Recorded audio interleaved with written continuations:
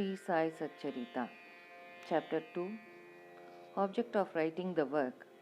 Incapacity and boldness in the undertaking. Hot discussion. Conferring significant and prophetic title of Hematband, necessity of a Guru. In the last chapter, the author mentioned in the original Marathi book that he would state the reason that led him to undertake the work, and about the persons qualified to read the same, and such other points. Now in this chapter he narrates the same. The object of writing this work. In the first chapter, I described Saibaba's miracle of checking and destroying the cholera epidemic by grinding wheat and throwing the flour on the outskirts of the village. I heard other miracles of Saibaba to my great delight, and this delight burst forth into this poetic work. I also thought that the description of these miracles of Saibaba would be interesting and instructive to his devotees, and would remove their sins. And so I began to write the sacred life and teachings of Saibaba. The life of the saint is neither logical nor dialectical. It shows us the true and great path, incapacity and boldness in undertaking the work. Hematband thought that he was not a fit person to undertake the work. He said, I do not know the life of my intimate friend, nor do I know my own mind. Then how can I write the life of a saint or describe the nature of incarnations, which even the Vedas were unable to do? One must be a saint himself before he could know other saints. Otherwise, how can I describe their glory? To write the life of a saint is most difficult. One may as well be able to measure the depth of the seven seas or enclose the sky with cloth trappings. I knew this was the most venturous undertaking which might expose me to ridicule. I therefore invoked Sai Baba's grace. The premier poet, saint of Maharashtra, Sri Jnaneshwar Maharaj, has stated that the Lord loves those who write the lives of saints, and the saints also have their own peculiar method of assigning the service which the devotees long for. The saint inspires the work, the devotee becomes only an indirect cause or an instrument in achieving the end. For instance, in 1700 Shakahir, the poet Mahipati aspired to write the lives of saints. Saints inspired him and got the work done. So also in 1800 Shakahir, Dasganu's service was accepted. The former wrote 4 works, Bhakta Vijay, Sant Vijay, Bhakta Leelamrit and Sant Leelamrit, while the later wrote 2, Bhakta Leelamrit and Sant Kathamrit, in which the lives of modern saints were described. In chapters 31, 32, 33 of Bhakta Leelamrit and chapter 57 of Sant Kathamrit, the life and teachings of Sai Baba are very well depicted. These have been separately published in Sai Leela magazine, numbers 11 and 12, volume 17. The readers are advised to read these chapters. So also, Sai Baba's wonderful Leelas are described by Mrs. Savitri Bai Raghunath Tendulkar of Bandra in a small book named Sri Sainath Bhajan Mala. Dasganu Maharaj also has composed various sweet poems on Sai Baba. A devotee named Amidas Bhavani Mehta has also published some stories of Sai Baba in Gujarati. Some numbers of Sainath Prabha, a magazine published by Dakshina Bhiksha Sanstha of Shirdi, are also published. Then the question of objection comes in, that while so many works regarding Sai Baba are extant, why should this Satcharita be written, and where is its necessity? The answer is plain and simple. The life of Sai Baba is as wide and deep as the infinite ocean, and all can dive deep into the same and take out precious gems of knowledge and bhakti and distribute them among the aspiring people. The stories, parables, and teachings of Sai Baba are very wonderful. They will give peace and happiness to the people who are afflicted with sorrows and heavily loaded with miseries of this worldly existence, and also bestow knowledge and wisdom both in worldly and in spiritual domains. If these teachings of Sai Baba, which are as interesting and instructive as the Vedic lore, are listened to and meditated upon, the devotees will get what they long for: union with Brahma, mastery in eightfold yoga, bliss of meditation, etc. So I thought that I should call these stories together. That would be my best upasana. This collection would be most delightful to those simple souls whose eyes were not blessed with Sai Baba's darshan. So I set about collecting Sai Baba's teachings and expressions, the outcome of his boundless self realization. It was Sai Baba who inspired me in this matter. In fact, I surrendered my ego at his feet and thought that my path was clear and that he would make me quite happy here and in the next world. I could not myself ask Sai Baba to give me permission for this work, so I requested Mr. Madhavrao Deshpande, alias Shama, Baba's most intimate devotee, to speak to him for me. He pleaded my cause and said to Sai Baba, "This Anna Sahib wishes to write your biography. Don't say that you are a poor fakir and there is no necessity to write it. But if you agree and help him, he will write, or rather, your grace will accomplish the work. Without your consent and blessing, nothing can be done successfully."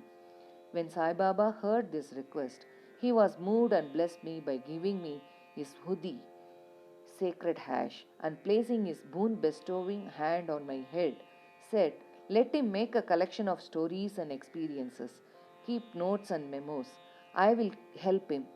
He is only an outward instrument. I should write my autobiography myself and satisfy the wishes of my devotees.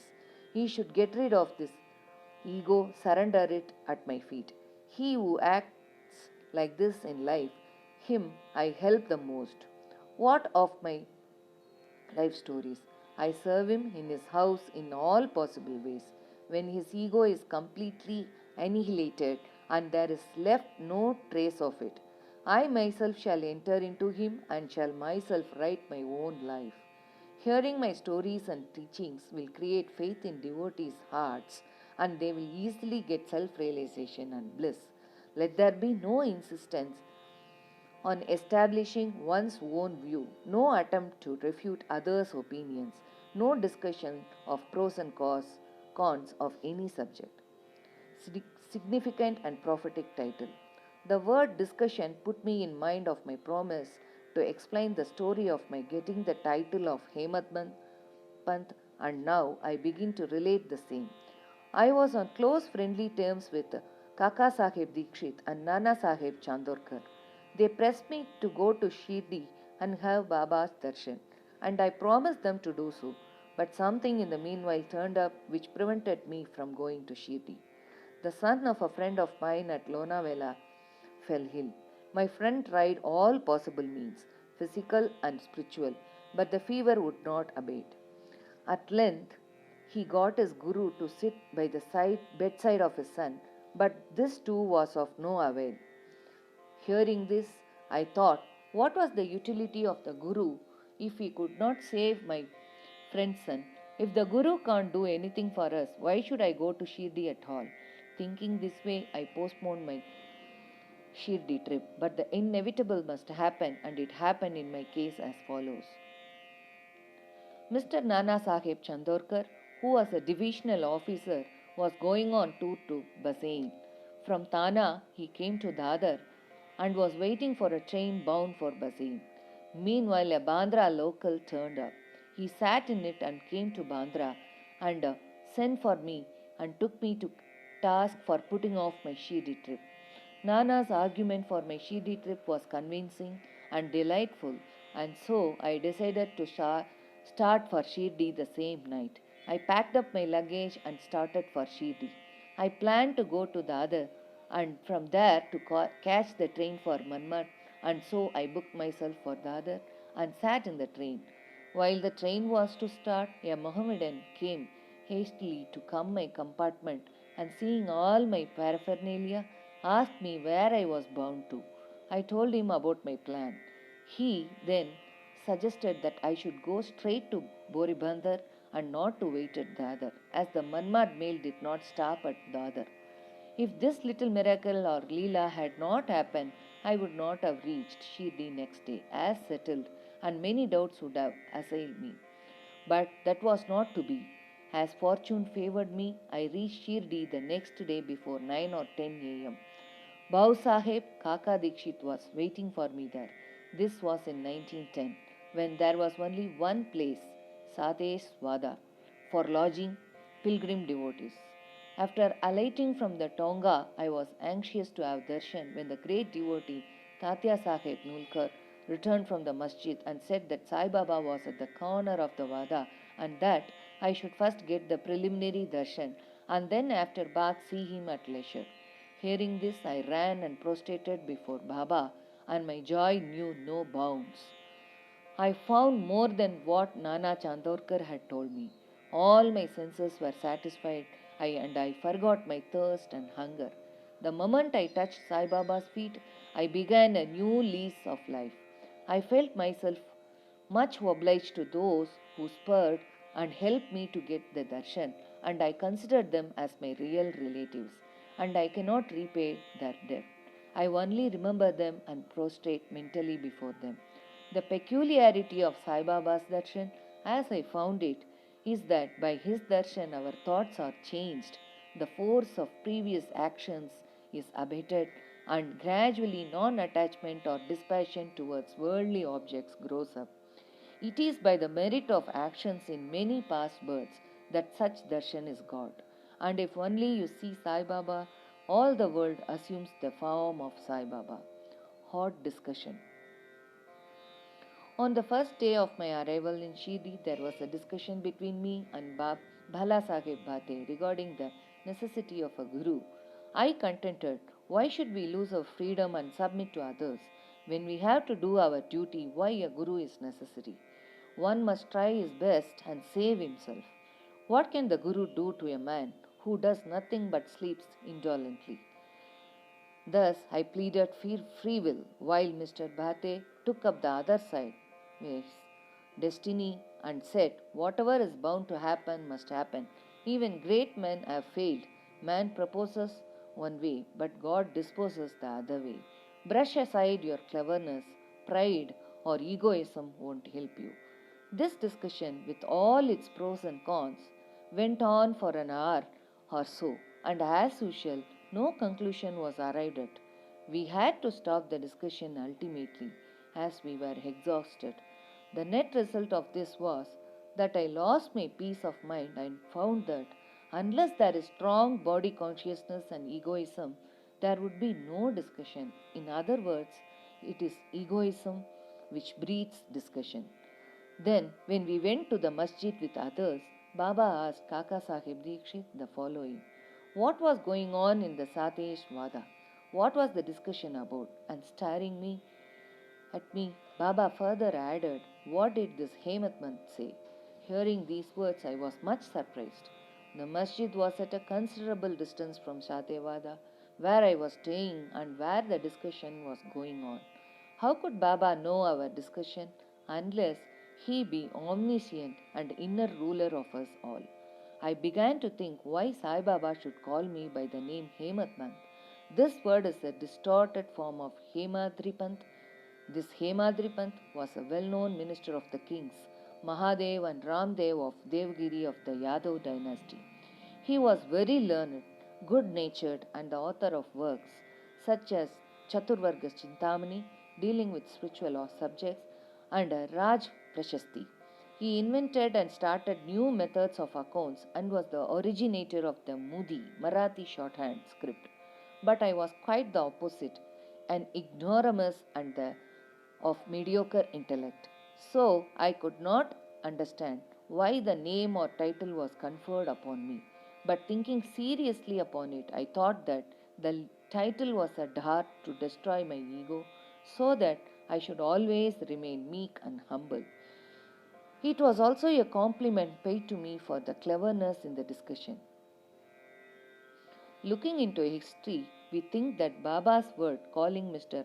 Davolkar by the name Hematman was significant and prophetic, as we find that He looked after the management of Sai Sansthan very intelligently, kept all the accounts properly, and was also the author of such a good work, Sai Satcharita, which deals with such important and spiritual subjects as dhyan, bhakti, dispassion, self surrender, and self realization.